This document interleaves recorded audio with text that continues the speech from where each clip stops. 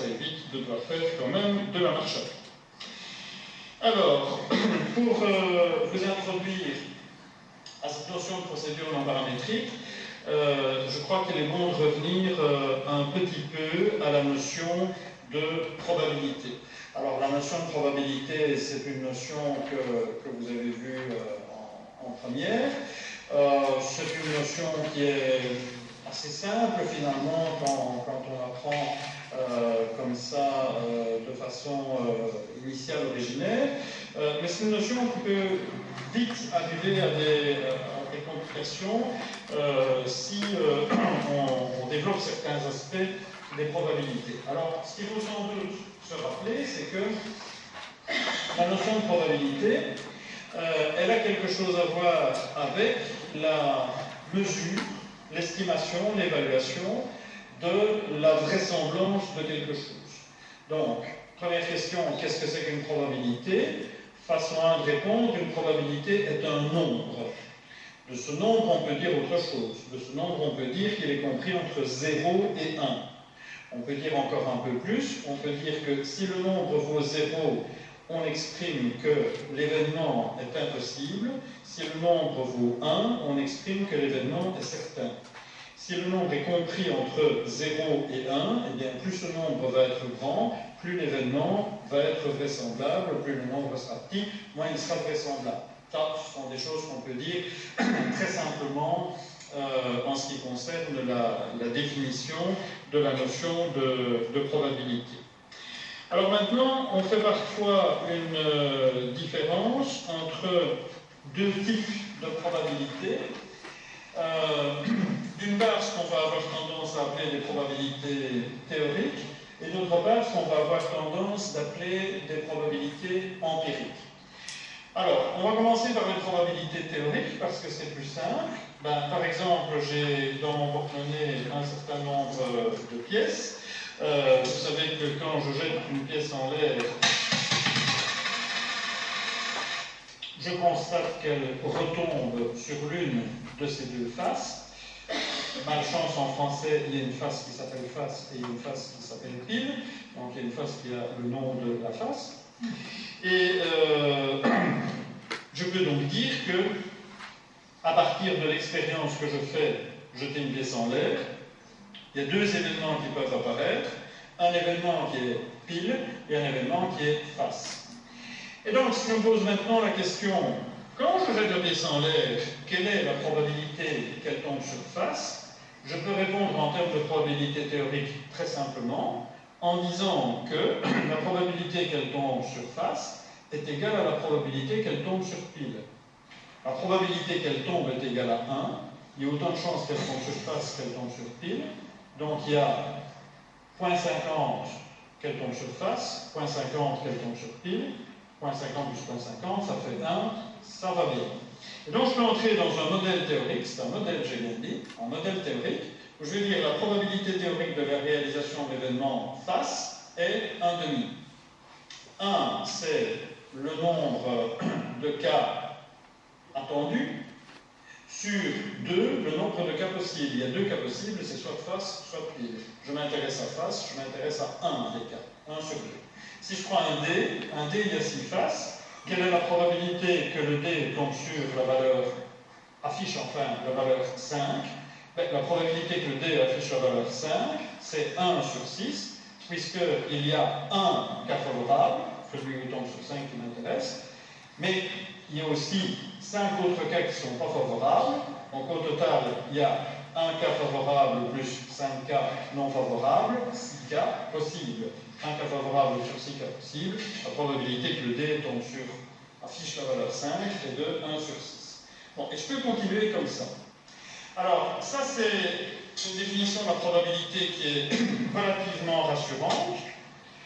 Lorsque on est en mesure de modéliser les choses, d'une part. D'autre part, lorsque on peut penser que la modélisation est valide, et enfin, lorsqu'on est devant une situation modélisable par une opération d'esprit. Supposons une infraction en 3 conditions que je viens de dire. Par exemple, j'ai passé mon week-end à limer une partie de la pièce, Et en fait, il est plus probable qu'elle tombe sur face que de tomber sur pile. Est-ce que je peux toujours modéliser? Oui, je peux modéliser. Je peux dire quand même qu'il y a une chance sur deux qu'elle tombe sur face, une chance sur deux qu'elle tombe sur pile. Il y a juste un détail, c'est que ma modélisation, elle existe, je la fais, mais elle est mauvaise. Elle est mauvaise. Alors, avec cette pièce que j'ai limée pendant tout le week-end, c'est quoi la probabilité que la pièce tombe sur face? Je ne sais pas, je ne peux plus utiliser le raisonnement théorisant. Je vais devoir utiliser un autre raisonnement. C'est un raisonnement empiriste. Et ce raisonnement empiriste, il va me conduire à faire quoi? Il va me conduire à jouer un grand nombre de fois à pile ou face. Je vais peut-être jouer 1000 fois à pile ou face, et je vais m'apercevoir, par exemple, que ma pièce est tombée 312 fois sur face, et le reste sur pile. Quelle est la probabilité que la pièce tombe sur face? 312 sur 1000. C'est très facile. Donc ça, c'est la probabilité au sens probabilité empirique. J'ai fait des expériences pour trouver quelle était la probabilité de réalisation de l'événement. De ce point de vue-là, et vous le trouverez dans les dias, on peut considérer que la probabilité, c'est en fait une valeur théorique, c'est une valeur limite d'un rapport. Ce rapport, c'est la fréquence relative de la réalisation de l'événement sur un grand nombre d'essais. Donc, je joue 1000 fois à pile ou face avec ma pièce truquée. Avant de jouer, je ne sais pas prédire quelle est la probabilité face ni la probabilité de pile. Et donc, à chaque fois que je joue, je vais regarder combien de faces j'ai obtenu jusqu'ici sur le nombre total de fois que j'ai joué. Donc, je viens de jouer 100 fois, j'ai eu 32 faces. Et puis, je continue, je joue une fois de plus. Eh bien, j'ai eu 33 faces sur 101 essai. Et puis, j'ai eu 33 faces sur 102, et puis 34 faces sur 103. Ce nombre-là que je suis en train de calculer, le nombre de fois que j'ai eu face sur le nombre de fois que j'ai joué jusqu'ici, ce nombre-là, c'est ce qu'on appelle la fréquence relative. Et la fréquence relative, en fait, elle va bouger au fur et à mesure que je vais continuer à expérimenter. Et cette fréquence relative, au fur et à mesure que j'expérimente, elle va tendre vers une valeur. Et la limite de la fréquence relative par rapport aux essais, la limite de la fréquence relative, c'est la probabilité. Donc ça, c'est une deuxième définition mathématique de la probabilité, c'est un nombre. Ce nombre est une limite, c'est la limite de l'évolution de la fréquence relative au cours du temps des expériences. Et donc, cette limite, je peux l'approcher, par exemple, en jouant un grand nombre de fois. Vous avez ici, à la dia 48, une représentation de cela, avec un focus sur un événement, qui est l'événement pile. Vous voyez là la représentation de la fréquence relative, et vous voyez la fréquence relative évoluer en fonction du nombre d'essais. Alors en fait, ce que je viens d'exprimer, la probabilité comme limite de la fréquence relative sur un nombre d'expériences infinies, c'est la définition qu'ont donnée Bien-Aimé et Tchebychev de la probabilité, et ce qu'ils ont donné là comme définition n'est rien d'autre que l'expression de ce qu'on appelle la loi des grands nombres.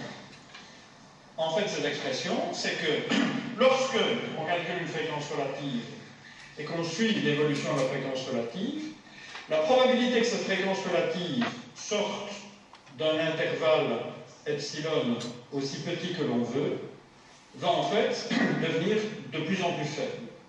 Donc, si on se donne un intervalle epsilon et qu'on le fait bouger, longer l'axe des x vers la droite, on va voir qu'au fur et à mesure qu'on va aller vers la droite, la probabilité que la ligne qui représente la fréquence relative sorte de cet intervalle va devenir infiniment petite. Évidemment, puisque au fur et à mesure, on tend vers la limite, vers la valeur qui est la valeur de la probabilité. Donc ça, c'est la loi des grands nombres. Et la loi des grands nombres, c'est celle sur laquelle on se base pour dire, attention les amis, quand vous faites une expérience, vous prenez un certain nombre de sujets, il faut quand même qu'il n'y en ait pas 2 ou 3. Il faut qu'il y en ait beaucoup. Et ce beaucoup-là, il vient d'où? Il vient de la loi des grands nombres, qui porte bien son nom, parce qu'on dit que c'est des nombres grands. Il faut échantillonner beaucoup pour avoir quelque chose qui soit une appréciation fiable de ce qu'on essaye d'obtenir. Bien. Donc, ceci, c'était la révision en quelque sorte de la notion de probabilité, avec cette différence entre probabilité théorique ou encore probabilité a priori d'une part et d'autre part probabilité empirique. Vous trouvez ça au lien 50 et 51. Et en fait, quelle que soit la manière dont on a calculé une probabilité, eh bien, on a un nombre qui va se comporter de la même façon et un nombre qui va pouvoir être traité dans le cadre d'un raisonnement probabiliste que vous avez vu certainement en première année et qui est répété de manière rapide ici, à la ligne numéro 58, où on vous parle des événements combinés, où on vous parle des probabilités conditionnelles, à la page 59, où on vous parle de la loi d'addition, à la page 61, où on vous parle de la loi de multiplication. Tout ça, si vous voulez, ce sont en fait des principes de base de l'axiomatique probabiliste qui permettent de construire des raisonnements pour aller plus loin. Parce que tout ce que je vous ai dit jusqu'à présent, ça concerne des événements simples et des expériences simples, telles que jouer à pile ou face, une fois, deux fois, trois fois, 1000 fois. Mais c'est intéressant de se poser des questions sur des événements un petit peu plus compliqués que ça, et sur des problématiques un petit peu plus dures à décrire. Et pour faire ça, notamment, à la dia 64, vous avez l'analyse combinatoire. Et ça, c'est quelque chose que vous avez vu en première, l'analyse combinatoire. C'est ce qui vous permet, en fait, de déterminer, vous vous souvenez, hein, le nombre d'arrangements, le nombre de permutations, le nombre de combinaisons. À quoi ça sert tout ça? À quoi ça sert de faire de l'analyse combinatoire? Ça sert, quand on est dans des probabilités a priori, à dénombrer le nombre de cas possibles, le nombre de cas favorables, etc., etc. Et donc l'analyse combinatoire, on n'aurait jamais pu la construire si on n'avait pas des notions telles que la loi d'addition, la loi de multiplication et toute cette axiomatique de base. Je ne reviens pas là-dessus, on vous a mis tout ça dans le PowerPoint, comme ça vous pouvez le revoir à l'envie. Mais bon, vous êtes supposé connaître, bien entendu, tout cela.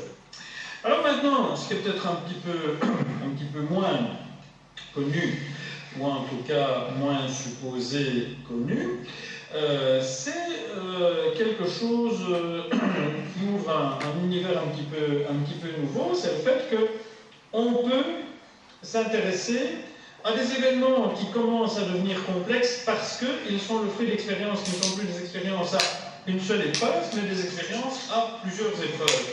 Alors, qu'est-ce que c'est une expérience à plusieurs épreuves? Ben écoutez, c'est tout simple, hein, c'est tout bête. Je ne sais pas si on voit à Charleroi, mais jusqu'à présent, j'ai fait quelque chose comme ça, paf, ça c'est une expérience à une épreuve. Si vous voulez savoir ce que c'est une expérience à plusieurs épreuves, ben, c'est vraiment pas compliqué. J'ai plusieurs pièces dans ma main, et voilà, je les fais tomber là. Et là, j'ai 1, 2, 3, 4, 5 pièces. Chaque pièce est tombée soit sur pile, soit sur face. J'ai fait en fait 5 tirages, mais en lançant une seule fois des pièces. Je n'ai pas une expérience à une seule épreuve, j'ai une expérience à 5 épreuves, puisque j'ai 5 pièces. Alors, cadrer mathématiquement les expériences à plusieurs épreuves, eh bien, c'est un tout petit peu plus compliqué. On va s'intéresser à ça, et on va s'intéresser aux techniques mathématiques qui permettent de contrôler les situations où on a des expériences à plusieurs épreuves. Et je vous annonce tout de suite la couleur, on va s'intéresser uniquement à 2 instruments mathématiques, une chose que l'on appelle la loi binomiale et une autre chose que l'on appelle la loi hypergéométrique. Je suis toujours dans les probabilités. Vous savez ce qui me fait arriver à ça, mais vous ne comprenez pas encore pourquoi ça peut être important pour ce vers quoi on va. Ça va arriver. Bientôt, vous allez voir que c'est essentiel d'avoir ces 2 instruments-là pour traiter des situations de tests statistiques où on ne peut pas se permettre d'utiliser une distribution d'échantillonnage. Mais n'anticipons pas et voyons un petit peu ce que sont ces nouveaux animaux, la loi binomiale et la loi hypergéométrique, qui viennent d'entrer dans notre petit zoo Peridaisa statistique à nous. Alors, à la page 72, on vous dit que la loi binomiale et la loi hypergéométrique, ce sont des lois qui permettent de calculer des probabilités, donc d'apprécier la probabilité de réalisation de certains événements. Il s'agit toujours d'expériences qui sont des expériences à plusieurs épreuves, tel que l'exemple que j'ai pris. Mais il y a une différence entre la loi binomiale et la loi hypergéométrique, c'est que la loi binomiale, elle va être d'application lorsque les différentes épreuves qui sont présentes dans mon expérience sont indépendantes l'une de l'autre. J'ai pris 5 pièces, je les ai jetées en l'air, et chacune est retombée là où elle avait envie de retomber, soit sur pile, soit sur face. Le fait que la pièce numéro 1 soit tombée sur pile n'influence pas du tout la pièce numéro 2. Et la pièce numéro 2 peut tomber sur pile ou sur face, ça n'influence pas du tout la pièce numéro 3. Donc, il y a ici une invariance des probabilités de réalisation d'une épreuve à l'autre. Pour chacune de mes 5 pièces, la probabilité de tomber sur face, c'est 0,5, et ça ne change pas. C'est la même chose pour toutes les pièces. Prenons maintenant une autre situation. Supposons qu'on ne joue pas avec des pièces, mais on joue avec des cartes à jouer. Et on se dit, bon ben voilà, je m'intéresse à la probabilité d'avoir l'as de cœur. Quelle est la probabilité en un tirage d'avoir l'as de cœur? Bon, je prends une carte, c'est l'as de cœur? Bah non, c'est pas l'as de cœur, c'est une autre. Quelle est la probabilité d'avoir l'as de cœur? Bah, c'est facile, il y a un as de cœur dans le paquet, et le paquet a 52 cartes. Donc il y a un cas favorable, 52 cas possibles. Probabilité de tirer l'as de cœur égale 1 sur 52. Maintenant, on pourrait se dire, oui mais attendez, je ne fais pas un tirage, je fais 5 tirages. Je fais 5 tirages et je me demande quelle est la probabilité d'avoir l'as de cœur si je fais 5 tirages. C'est quoi la probabilité? Si on me pose la question, je dis, madame, monsieur qui me posait la question, moi je ne suis pas capable de répondre à votre question. Oh non, non, vous ne connaissez pas les statistiques? Ah ben si. Vous ne connaissez pas les probabilités? Ben si. Ah non, c'est parce que vous ne m'avez pas tout dit. Comment? J'ai dit je tire 5 fois une carte. Ah non, vous ne m'avez pas tout dit. Il y a une chose que vous auriez dû me dire pour que je sois capable de répondre à la question, c'est quand vous dites que vous tirez 5 cartes, ça veut dire quoi? Ça veut dire que vous prenez une carte, vous la regardez, et puis vous la mettez dans votre dos. Vous prenez dans le même paquet une deuxième carte, vous la regardez, puis vous l'achetez à la poubelle. Une troisième carte, vous la regardez, et puis vous la mettez sur le tapis. Est-ce que c'est ça que vous faites? Ou bien est-ce que dans le paquet, vous prenez une carte, vous la regardez, vous la remettez dans le paquet? Puis dans le paquet, vous prenez une autre carte, vous la regardez, vous la remettez dans le paquet. Pourquoi est-ce que les deux situations sont différentes? Eh bien, si ce que je fais, c'est prendre une carte dans le paquet, la regarder, et puis la remettre dans le paquet, la probabilité d'avoir l'as de cœur au premier tirage, c'est 1,52. Et comme je viens de remettre la carte dans le paquet que j'avais tiré, il reste 52 cartes dans le paquet à nouveau, et la probabilité de tirer l'as de cœur est toujours 1 sur 52. Et donc, si je remets la carte à chaque fois, la probabilité est toujours 1 sur 52. Et donc, je suis dans la même situation que lorsque je lançais mes 5 pièces en l'air. Les probabilités de réalisation ne variaient pas en fonction du tirage. Par contre, je prends une carte, et c'est l'as de pique. Ok, la probabilité de trouver l'as de cœur était 1 sur 52. L'as de pique, je ne l'aime pas, je le mets à la poubelle. Je me dis, je vais retenter ma chance, je reprends une carte. Quelle est la probabilité de tirer l'as de cœur? 1 sur 52? Ah non, dans le paquet, il n'y a plus que 51 cartes. La probabilité est de 1 sur 51. C'était un trèfle. Je le jette. Je reprends une carte, c'est la troisième fois que je prends une carte. Donc au moment où je prends cette carte, il n'y a plus 52 cartes dans le paquet, il n'y en a plus 51, il n'y en a plus de 50. Et l'as de cœur n'est pas encore sorti. La probabilité de le tirer, c'est 1 sur 50. Et donc à chaque fois, il y a une probabilité différente pour la même action, pour le même événement. Eh bien, si je suis dans le premier cas de figure où il y a une indépendance des tirages les uns par rapport aux autres, la loi binomiale est d'application. Si je suis dans le deuxième cas de figure, il y a une dépendance d'un tirage à l'autre, alors c'est la loi hypergéométrique qui est d'application. Bon, ceci c'est juste pour poser les conditions d'application différentes de l'une ou l'autre loi. Jusqu'à présent, avec ce que je vous explique, on est capable de répondre à des problèmes de pièces de monnaie, on est capable de répondre à des problèmes de jeux de cartes et de manière générale de jeux de société, mais ça ne nous donne toujours pas un test d'hypothèse qui va pouvoir remplacer, par exemple, un T de student ou quelque chose comme ça. Bon, non, mais n'anticipons pas, on va y arriver, rassurez-vous. Avant ça, voyons quand même un tout petit peu la formulation de la loi binomiale. Je suis à la diète numéro 73. Et donc, la formulation de la loi binomiale, c'est celle que vous voyez là. Vous voyez un C là-dedans, c'est le C de combinaison, que vous connaissez parce que vous avez fait de l'analyse combinatoire en première.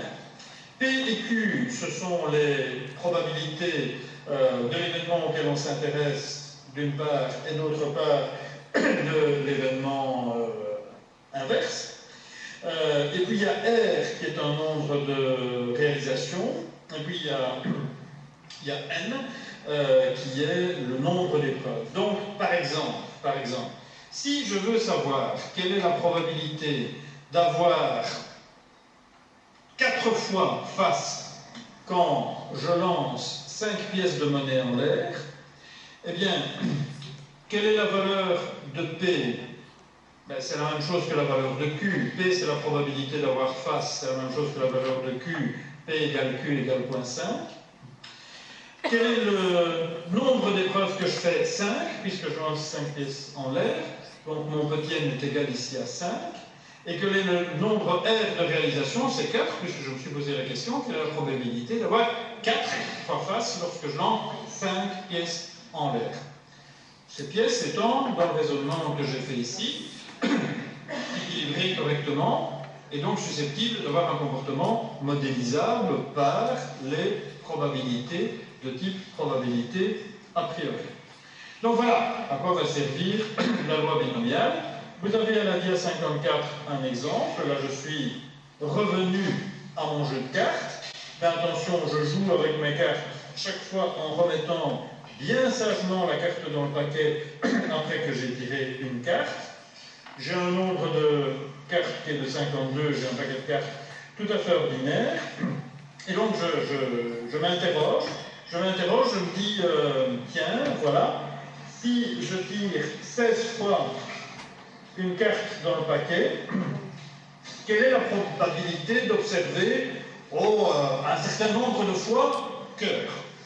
Quelle est cette probabilité? Imaginons, dia 75, que je m'intéresse à 7 cœurs. Je tire 16 fois. Quelle est la probabilité d'avoir 7 cœurs? On applique la formule. La probabilité d'en avoir 7, P de 7, est égale à la combinaison de N à R. N c'est 16, puisque je tire 16 fois. R c'est le nombre de réalisations qui m'intéresse, 7 cœurs, 7. Multiplié par 0,25 exposant 7. 0,25 c'est la probabilité d'avoir un cœur, puisqu'il y a 4 couleurs. La probabilité d'avoir un cœur c'est 1 sur 4. Multiplié par le complémentaire de 0,25 par rapport à l'unité, c'est-à-dire 0,75, élevé à la 9e puissance. 9e puissance, pourquoi? Je me rappelle, dia 73, que la 9e puissance, là c'était n moins r, donc 16 moins 7, ça fait 9 jusqu'aux dernières nouvelles. Donc voilà, je peux dire la probabilité d'avoir 7 fois cœur si je tire 16 cartes, c'est ça. Autre exemple, je vais travailler avec la loi hypergéométrique. Alors, avec la loi hypergéométrique, dia numéro 76, je dois me représenter les choses d'une manière un petit peu différente. Donc, avec la loi hypergéométrique, on va considérer que on a dans un univers au sein duquel on va faire des tirages, des éléments qui sont de nature dichotomique. Donc, ces éléments, ça peut être, par exemple, des individus qui sont de sexe masculin ou de sexe féminin. Ça peut être des élèves qui ont réussi l'examen ou raté l'examen. Ça peut être des animaux qui sont morts ou bien des animaux qui sont vivants. Ça peut être le fait d'être une carte cœur dans un paquet ou une carte non cœur. Bon. Donc, on considère qu'on a une espèce de grand ensemble dans lequel on va faire des tirages. Ce grand ensemble, il est fini. Il a un certain nombre d'éléments. Ce nombre d'éléments, on va l'appeler grand N. Et comme je l'indiquais, chacun de ces éléments est soit d'un type, soit d'un autre. Et on va appeler petit a le nombre d'éléments d'un des deux types. Par exemple, ici, il est dit qu'il y a A données de type plus. Alors, la procédure de tirage que l'on va appliquer est une procédure de tirage sans remise. Hein. On va, si on est dans un jeu de cartes, à chaque fois mettre à la poubelle la carte qu'on a enlevée. Donc, ce que la grande flèche figure, c'est la procédure de tirage. Et la procédure de tirage, elle va produire un autre ensemble, l'ensemble des choses qui se réalisent. Et donc, par exemple, si dans un jeu de 52 cartes, je tire 5 fois, eh bien, ça va me donner un petit ensemble de 5 réalisations. Petit n égale 5, et ces 5 réalisations, je vais pouvoir chacune les caractériser. Par exemple, en ayant tiré 5 fois dans mon paquet, j'ai obtenu 3 cartes rouges et 2 cartes noires. Donc, voilà un peu comment on va schématiser les choses, en se disant, il y a un grand ensemble duquel on tire. On tire quelque chose qui va dans un petit ensemble. Le grand ensemble à son cardinal, c'est grand N. Le petit ensemble à son cardinal, c'est petit n. L'effectif, le nombre de données. Chacune des données du grand et chacune des données du petit est d'un type ou d'un autre dans un cadre dichotomique que l'on sait donner. La probabilité d'avoir un certain nombre de données d'un type dans le groupe d'arrivée est donnée par la loi hypergéométrique. Donc, la probabilité d'avoir x données de type petit plus dans le groupe d'arrivée est égale au rapport de combinaison que vous voyez apparaître là. Vous avez un produit de combinaison au numérateur, une combinaison unique au dénominateur. Tous les symboles sont clairs, ils réfèrent soit à des données du grand groupe, soit à des données du petit groupe. Donc, si je voulais savoir quelle est la probabilité d'avoir 4 cœurs en tirant 5 fois, ben, ce serait assez facile. On dirait que dans le grand groupe, il y a n données, 52 cartes. Dans les 52 cartes, il y a A données qui sont des cœurs. En fait, il y en a le quart de 52. Ces A données qui sont des cœurs, je les appelle plus. Donc je vois combien j'ai de données qui sont des cœurs et combien j'ai de données qui sont des pas cœurs.